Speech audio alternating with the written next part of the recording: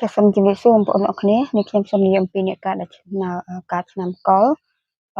ដកស្រង់ចេញពីសិភៅគ្រូទេប្រចាំខ្លួនសម្រាប់អ្នកដែលកើតឆ្នាំជូតជន្មាយុស្ថិតនៅលើព្រះកេសព្រះព្រំធាតុទឹកពងទេវតាប្រុសរបស់ជីដូនព្រលឹងជាទីស្រឡាញ់គឺនៅឯដើមដូងនិងដើមចេកមនុស្សកើតឆ្នាំជូតតែងតែប៉ិនអួតពូកែលួងលោមពីព្រោះជន្មាយុស្ថិតនៅលើព្រះកេសព្រះព្រំ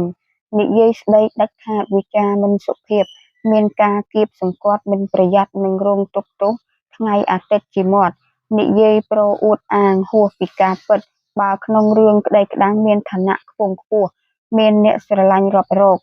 ទៅមកស្វាគមន៍ថ្ងៃច័ន្ទអង្គារពុទ្ធជាដៃរាល់កិច្ចការងារអ្វី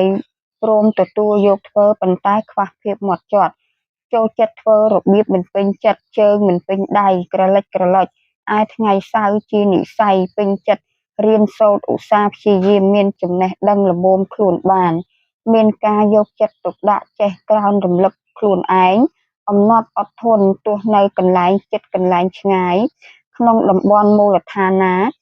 អាចទៅដល់ទាំងអស់ថ្ងៃប្រហ័សជាផ្កាយព្រះសៅរ៍នាំឲ្យមងសៅរ៍អស់លុយអស់កាក់ព្រះសុកទីនាងមិនឈប់នឹកគិតដល់រឿងកាមគុណទេស្រមៃឃើញតែកាមរាគៈយ៉ាងខ្លាំងក្លាបើកើតជាប្រុសភាគច្រើនមាត់អាក្រក់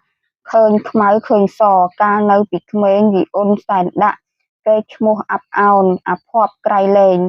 ញាតិមិត្តក៏ស្អប់អត់មានទីពឹងពាក់មានតែអ្នកស្អប់ខ្ពើមរោគរឿងគ្រប់សពបែបយ៉ាង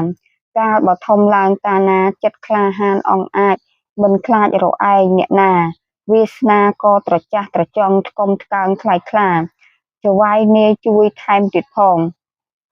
បើកើតជាស្រីសែនអភ័ព្វខ្លាំងណាស់មានផ្លូវរោគតែខ្វះទុនចិត្តក្លាហានតែមាត់អាក្រក់នាំឲ្យខឹងឈួលក្តៅកំព្រារងាអត់ប្តីពេលមានថ្មីក៏ទៅបាត់ទៀតធាតុទឹកជាធាតុប្រចាំពងទេវតាប្រុសរបស់ដែលជាដួងចិត្តជាទីស្រឡាញ់គឺដើមចេកដើមដូងអត្តន័យទាំងអស់នេះគឺយើងទស្សន៍តាមក្បួនបុរាណរបស់យើងណាបងប្អូនតាមសិភៅគ្រូទេប្រចាំខ្លួនឆ្នាំជូតខែចែកខែពិសាខនិងខែចេសជាកណ្ដុរធនមធ្យមខ្លួនពោថ្នោតពោពោះពោសមានឆ្នោតពោខ្មៅឬពោថ្នោតនៅដើមទ្រូងច្រមុះស្រួយស្លឹកត្រចៀកធំធំកន្ទុយពោខ្មៅវែងអ្នកកើតឆ្នាំជូតក្នុងខែទាំង3ខាងលើនេះនឹងមានវាសនាល្អណាស់បើធ្វើការបម្រើរាជការនឹងធ្វើឲ្យមានបានកាក់កបមានទាំងដំរីសេះគោក្របីនិងបរិវារខ្ញុំបម្រើឆ្វេងស្ដាំ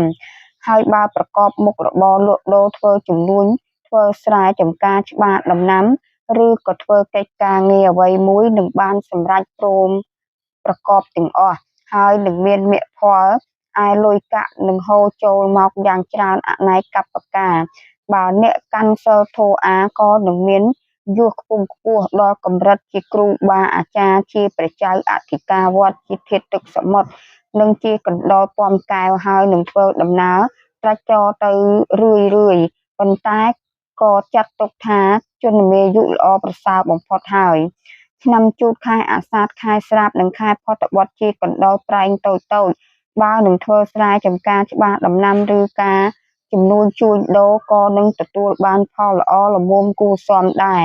ជាមនុស្សចិត្តបុណ្យប៉ុន្តែការនិយាយស្ដីយកជាសាច់ការពិតប្រាកដមិនបានរមែងតែងតែប្រឡាប់កាប់ផ្ងា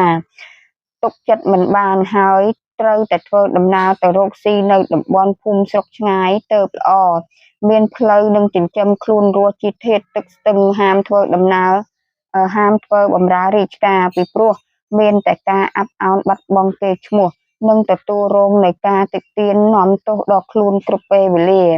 ឆ្នាំជូតខែអាសត់ខែកដឹកនិងខែមិគសៈជាកណ្ដុរខ្មោចនឹងធ្វើកិច្ចការងារអ្វីមួយឲ្យប្រយ័ត្នប្រយែងមើលមុខមើលក្រោយជាមនុស្សដែលមានចិត្តបាបយង់ខ្នងនិងមានទោសគ្រោះភ័យមិនចេះជាប់បើធ្វើស្រែចម្ការច្បារដំណាំនឹងបានល្មមមានឋានៈប្រហាក់ប្រហែលនឹងអ្នកដែលដទៃបើធ្វើការបម្រើរាជការចវាយនាយនឹងស្រឡាញ់រាប់រកព្រោះថាជានិស្ស័យមនុស្សអង្អាចដាច់ខាតនឹងចូលចិត្តនិយាយត្រង់ផុងផាំងគ្មានរអែងចិត្តអ្នកដទៃធាតុទឹកព្រៃភ្នំហើយឲ្យប្រកបប្រជាមិនបាន ថាអាចនឹងជន់លិចឬរីងស្ងួតបើអ្នកណាចង់នឹងសេពគប់រោគស្វាគមន៍មិនគួរឲ្យទុកចិត្តប៉ុន្មានទៅដែរឆ្នាំជូតខែបោះខែមេឃនិងខែបកុនជាកណ្ដោធំធំមានធ្មេញអាចទំពារបស់ធំធំបាន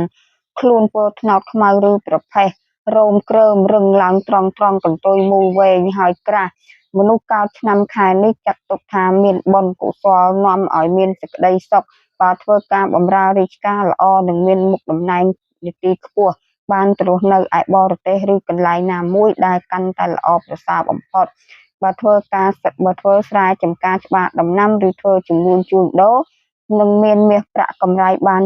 ចំណេញខ្ពស់ជាមនុស្សដែលមានចិត្តបុណ្យការនិយាយស្ដីមានមូលដ្ឋានគួរឲ្យទុកចិត្តបានគ្មានការឆបោកគ្មានល្បិចស្គាល់អ្វីទាំងអស់ធាតទឹកមនុស្សដងនឹងមានកូនច្រើនហើយមិនសូវជាឈប់សម្រាកទេឧស្សាហ៍ព្យាយាមខិតខំប្រឹងប្រែងក្នុងការរកស៊ីគ្រប់ច្រកល្ហកគ្រប់ទីកន្លែង